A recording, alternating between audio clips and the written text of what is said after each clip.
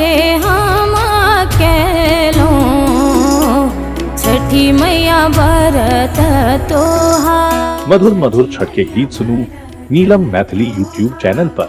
कार्तिक मास अति पावन अति मन भावन है आहे। कार्तिक मास अति पावन अति मन भावन है। मई हे देव माता अदिति के पुत्र आदित्य अवतरलानि है। मई हे देव माता अदिति के पुत्र आदित्य। मधुर मधुर छठ के गीत सुनू नीलम मैथिली यूट्यूब चैनल पर।